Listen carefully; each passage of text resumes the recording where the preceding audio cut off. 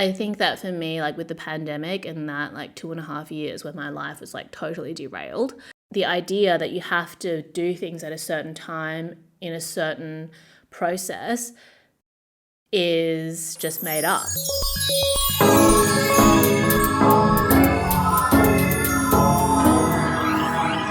Hi, welcome back to Friend Crush.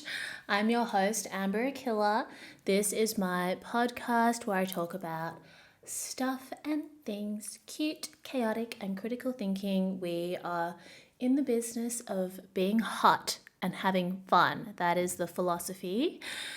And, being hot and having fun isn't just about being hedonistic and trying to fit in with arbitrary societal standards of beauty. It's about the energy of being hot and the presence and joy that comes with having a good time, having fun, and how can we define these terms for ourselves and how can we live in accordance with them to maximize peace, prosperity, joy, minimize problems.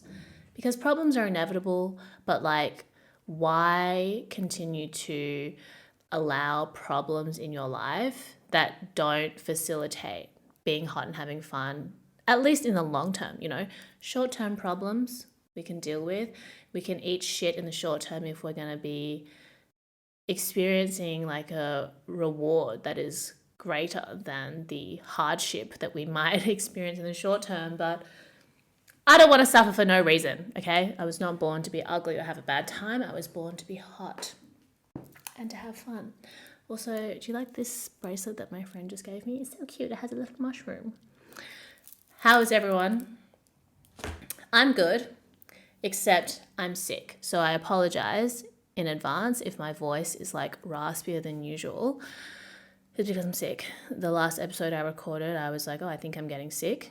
And then the next day I thought I was going to vomit on the side of the road. I had the most intense migraine and I was going for a dress rehearsal for an event and I was outside waiting for someone to pick me up and literally swirling around like this and then thought I was going to puke. Really hectic. That was in Beijing. Now I'm back from Beijing. Still a bit sick because the rest of the week excuse me, got a bit hectic. It was so funny because I played the final event I had 2 events in Beijing. So the second event was on Wednesday. The event finished relatively early but had to pack down and stuff. And then I think I got back to my hotel, went to bed at maybe 2 or 3, woke up at 5 to go to the airport to get a flight at 7:50. And when I'm in China specifically and I'm traveling, Chinese McDonald's is fucking good. I would almost never eat McDonald's in Australia, which I guess is where I've spent most of my time in the last 3 years. Even when I'm in the US, I would not eat McDonald's. I would have maybe Chipotle if it was fast food. Anyway, McDonald's in China is great. I get it often, and especially with the airport, I love getting a little breakfast McMuffin and a hash brown, and then I also had a oat milk black tea latte. Delish. I was so out of it so early in the morning. And then got onto my flight. I was still feeling a bit sick, so I was masked up and everything. Bought a huge bottle of Pocari Sweat. Also made extra tea in my Hello Kitty water bottle. Drank one full bottle and then made another bottle. Got on the plane, put my sunglasses on, window seat, passed out. As I was getting off the plane, the air hostess was like, do you want a bottle of water? You didn't move and you didn't eat anything the whole flight. I mean, the flight's only 2 hours. I had sips of tea in between waking up and falling asleep again. But I was like, it's okay. I ate plenty before I got on the plane. Then on my way to the airport, I realized I left my leather jacket at the venue the night before because I was I had my stuff in this dark backstage area. I finished DJing. They'd already started packing up. I just had like a big bag and like a garment bag, and then I'd already changed outfit. I just wasn't really thinking about the leather coat that I left on like a chair in the dark. So yeah, I left my leather jacket, which I actually bought at the beginning of the pandemic in 2020 when I was in LA at Melrose Trading Post. And that jacket has really seen me through a lot of things. It's seen a lot. And I think it could tell that I was looking for a new leather jacket literally just the day before, like on the Tuesday. When I was on standby, I was like looking for a new leather jacket. I was like, oh, maybe I should get a different color, or like, this one I've already had for quite a while. It's like looking really beaten up. And then she left me before I could leave her. So that's that. And I'm also moving house soon, or moving apartments, which I think is going to be just a lot to deal with. And I did say like a few episodes ago that I was thinking of wrapping up this season in May and then taking a break over the summer and then coming back with the next season.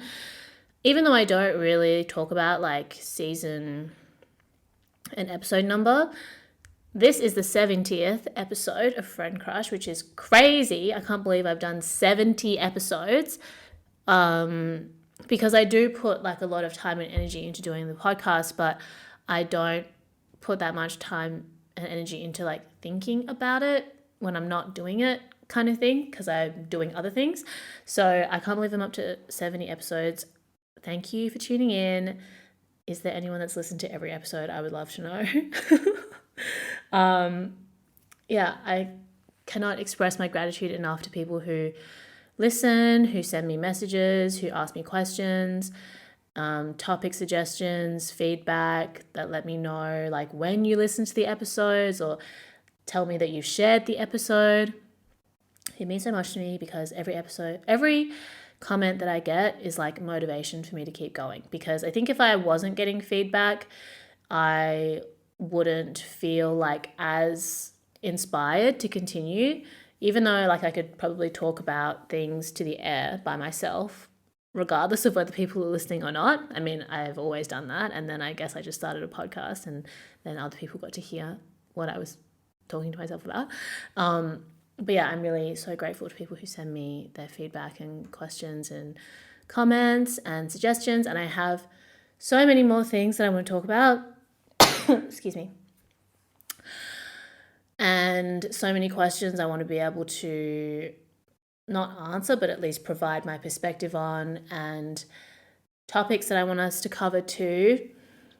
And I'm going to spend like the time away from posting episodes to like plan and recalibrate and find a way to like do the podcast the justice that I want it to have, or to find a way to like continue to do the podcast in a way that's sustainable for me and that still provides something to the people that listen. So thank you so much. I'm so grateful. I'm going to have a spoon of cough syrup. This is Peepa Girl. I think any Chinese will be familiar with this brown liquid. I used to enjoy getting sick when I was younger because my grandma would give me this.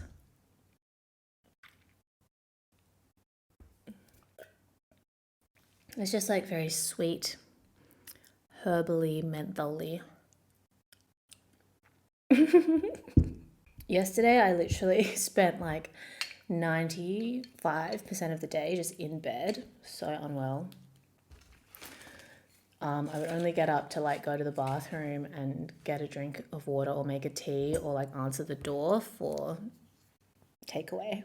So yeah, thank you. If you've been listening to the podcast, please continue to like share the podcast with your friends and send in your questions and comments and feedback.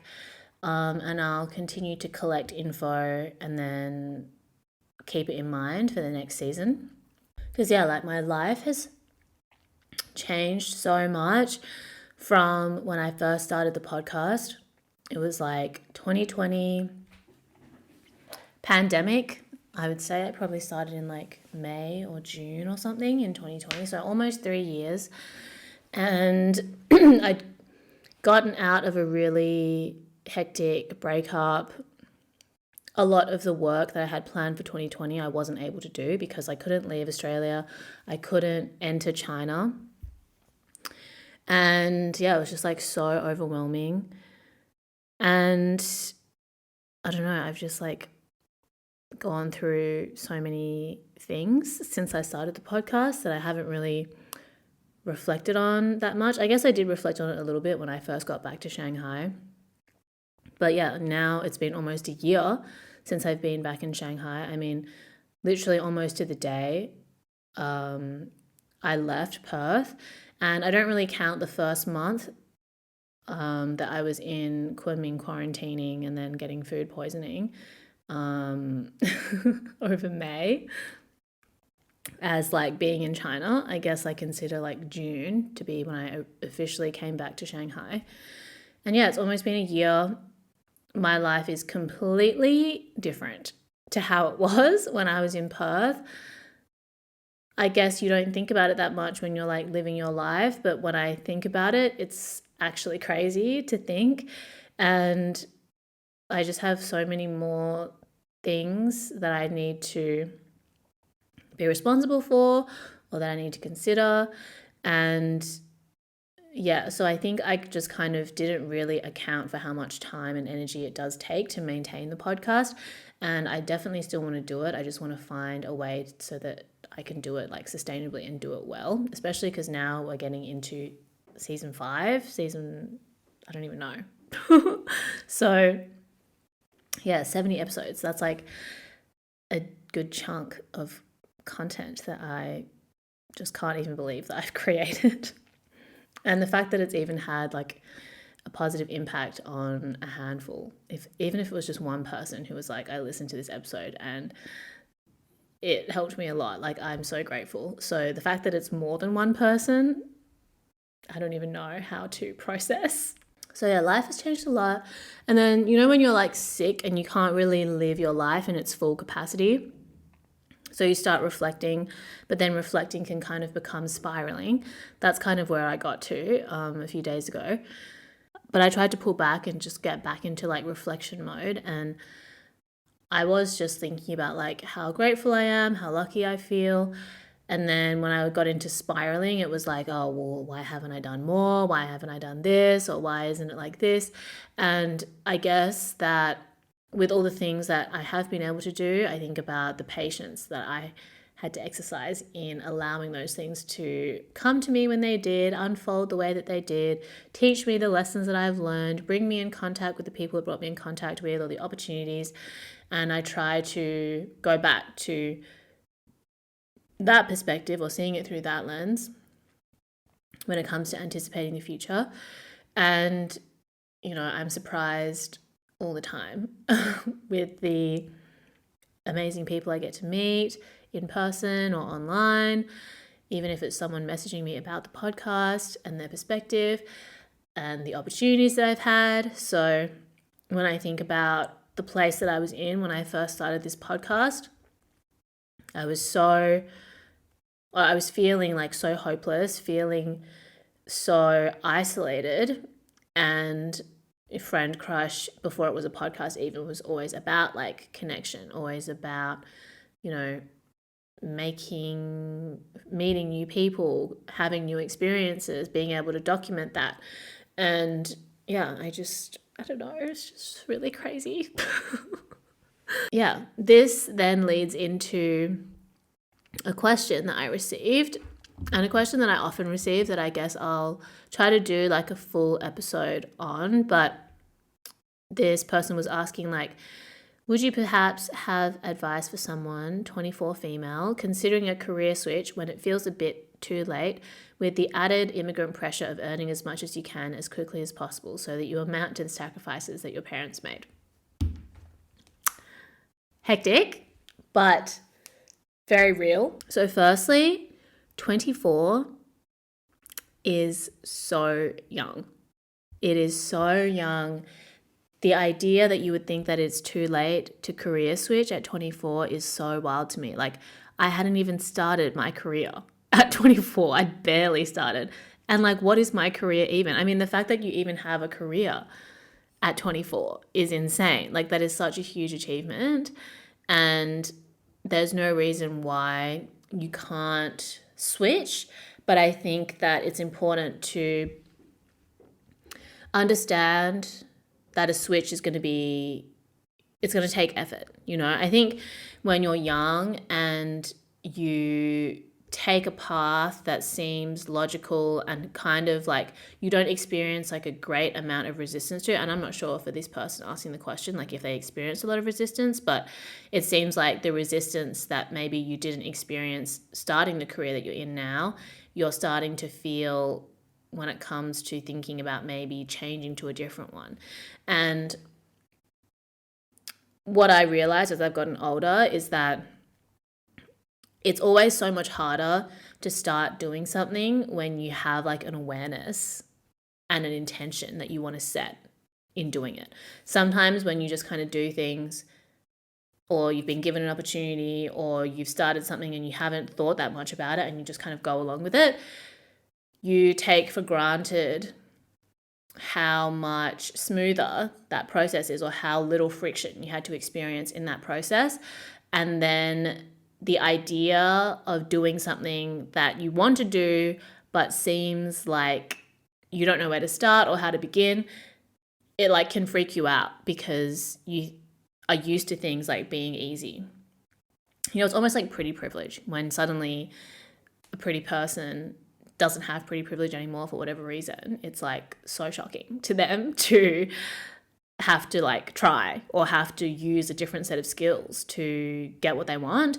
And I think just acknowledging that just because like there is some perceived difficulty or resistance or friction that would occur in starting something that you want to start or moving in a different direction, it doesn't mean that it's not worth doing.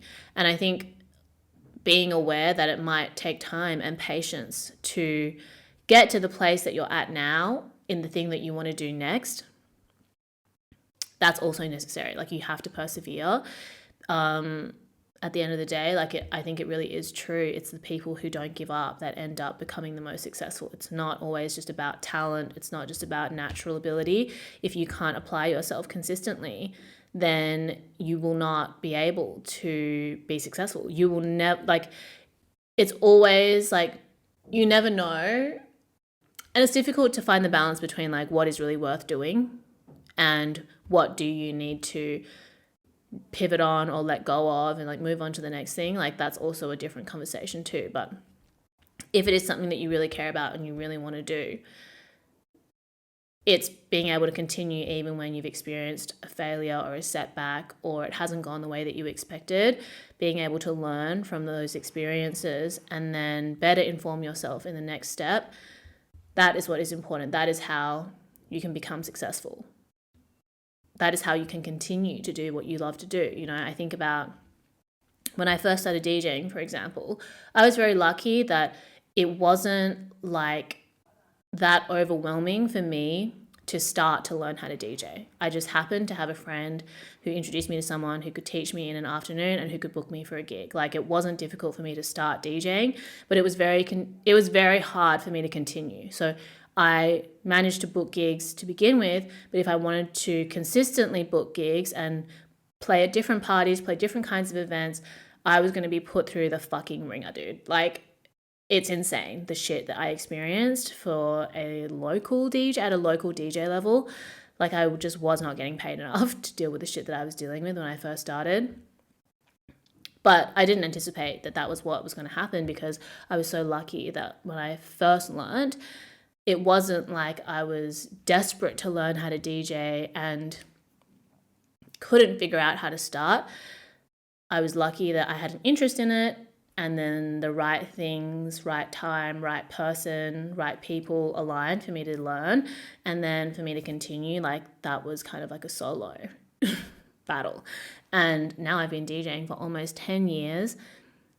And even still, there are things that I want to do in music, around DJing, that I haven't done yet.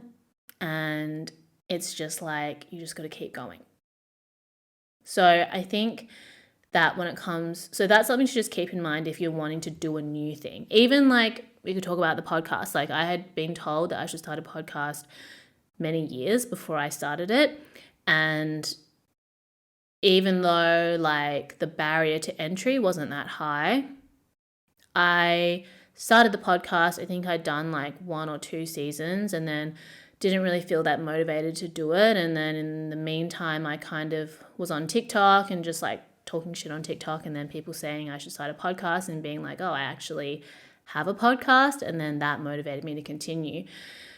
And here we are at the end of another season. And then I'm going to think about how I can learn from what I've done already and then improve again, you know? So that's just something to remember when you want to do a new thing, is that it's not too late if you don't believe it's too late.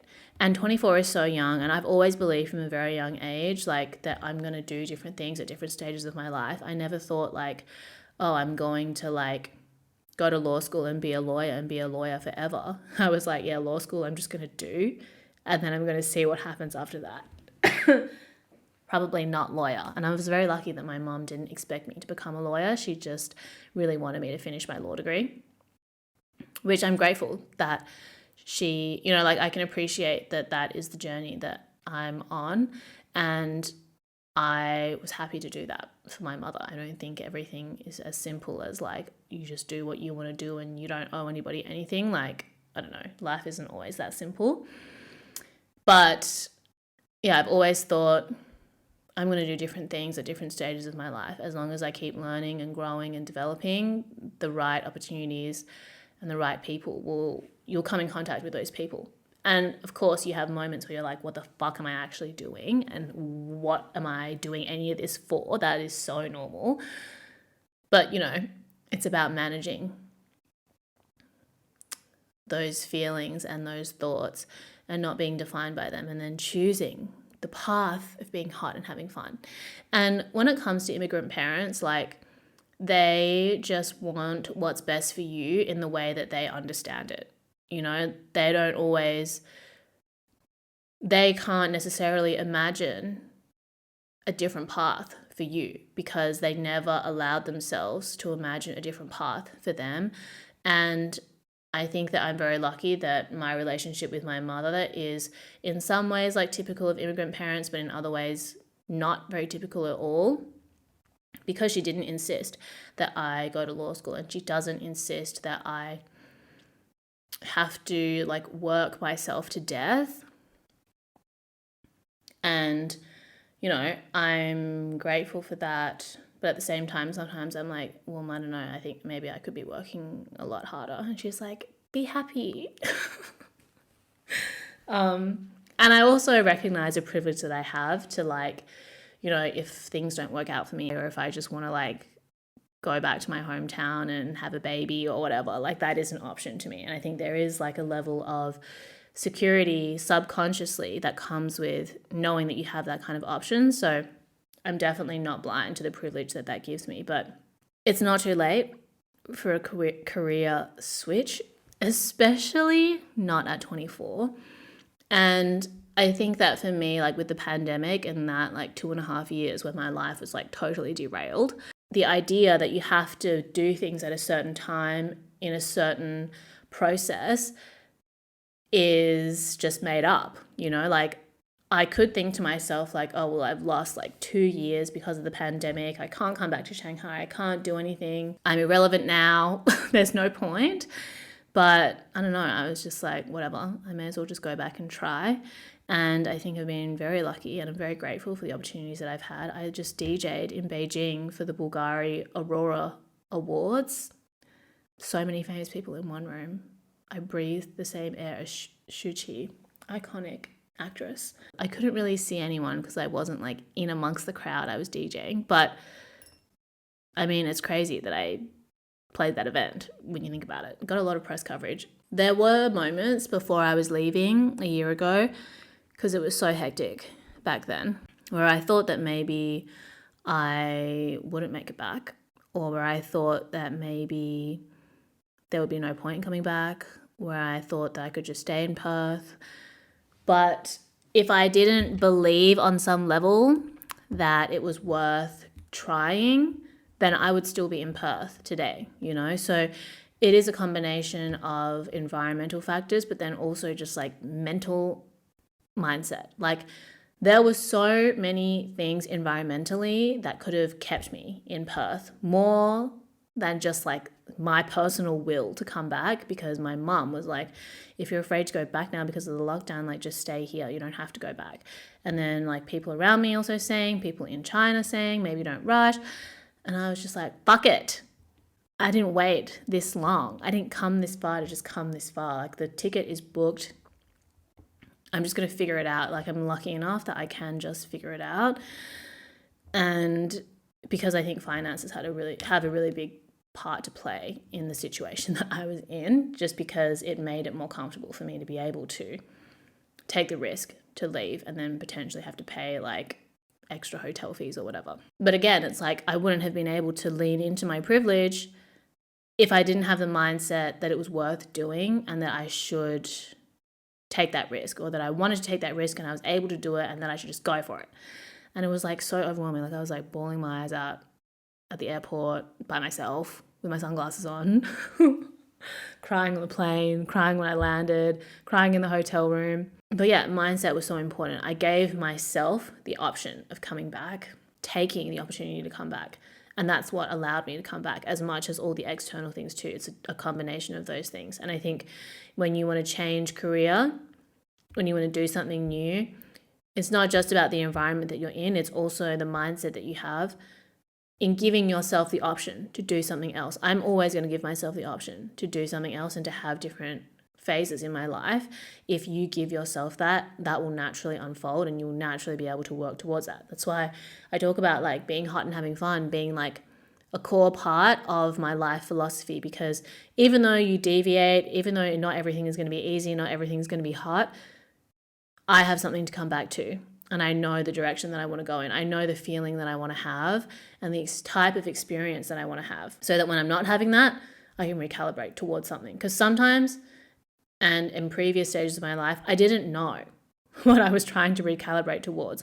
I thought that, I needed to work towards like having this many followers or having this much money or doing these sorts of jobs. And not that those things aren't important in some ways. They can't be the most important. Not that those things aren't important in some ways, and for certain things in certain contexts, they're not the most important. Okay, so more important than having however many followers is making sure that in the pursuit of that, I'm still having a good time. It's going to be hard sometimes. I'm going to have to put in extra effort, but I can't be suffering more than I'm slaying.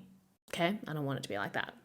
When it comes to like trying to get your parents to understand where you're coming from as well, it's better to just, in my opinion, to avoid confrontation or avoid thinking that you have to convince them or that you have to fight against them. Hear them out. Try your best not to get too emotionally charged about it, and just say, I hear what you're saying, but I'm just going to try. And, these are the options that I have if it doesn't work out, and I'm willing to return to those if I need to. I'm so grateful for the sacrifices that you have made that have given me the privilege of being able to make this kind of decision, to have this kind of option.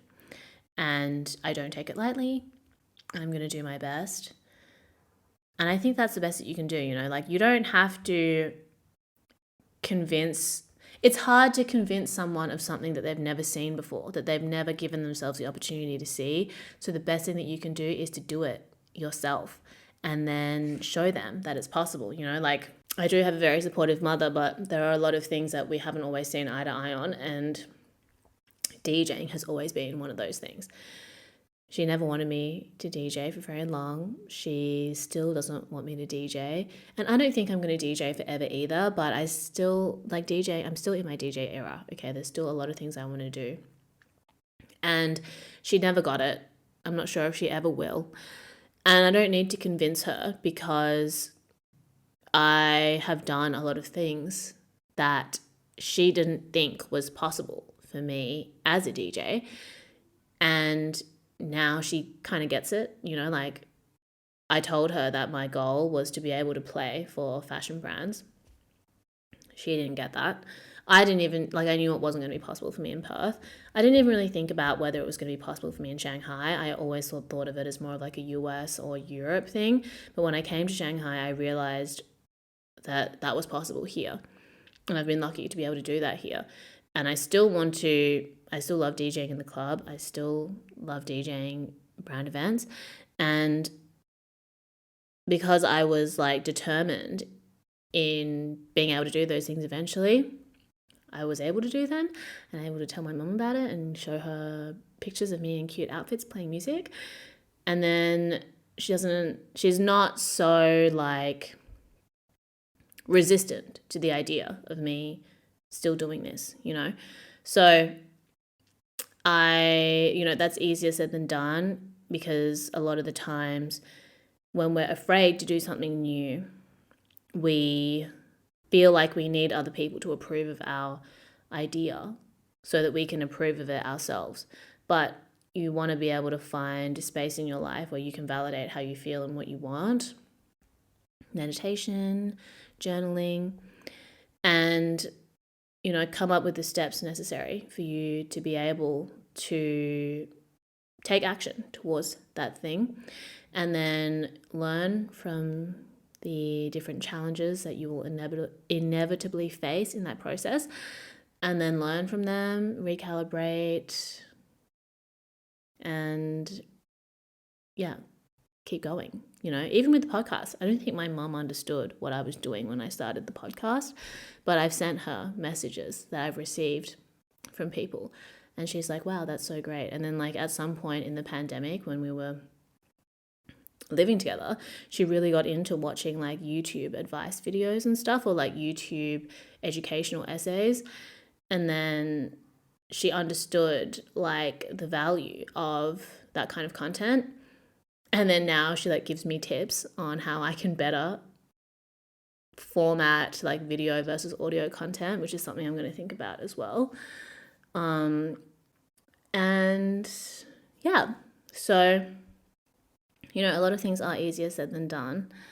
I understand, but just because something's hard doesn't mean that you shouldn't do it, especially if you think it's going to be facilitating you being hot and having fun. And I don't think that career switches have to be so sudden. It's not you end one thing and then you start a new thing and then all your problems go away and you're happy. It might take time for you to transition out of one thing and into the next. And that's okay. It doesn't make you a bad person. It doesn't make you less than. It just makes it a human experience. Everything can look linear when you look at it from the outside, but it's rarely ever the case when you're going through it yourself or when you're observing someone that go through it too. So don't feel like it has to be so clean cut. Maybe you continue with what you're doing now and then you start building something on the side that you can transition into. It's not necessarily A, B, and then C. You know what I mean? Anyway, I keep coughing, so I'm going to wrap this up here. I have so many other things that I can't wait to talk to you about. And thank you so much for tuning into the podcast. Happy 70th episode. Happy end of season 4, I'm pretty sure. Yeah. Thank you. Cannot thank you enough. I'm excited for the future. Keep sending in your comments, thoughts, questions, topic suggestions. Follow me on TikTok, Instagram, Spotify, SoundCloud to keep up with me while the podcast is on a little breaky break. And the Instagram account at friend.crush. I'm going to keep posting memes and promo for older episodes and stuff. So I'll still be on there. And wishing you the best. Speak to you very soon. Drink lots of water. Tell your friends and family that you love them. Go be a better person. Stay hot and having fun. I love you.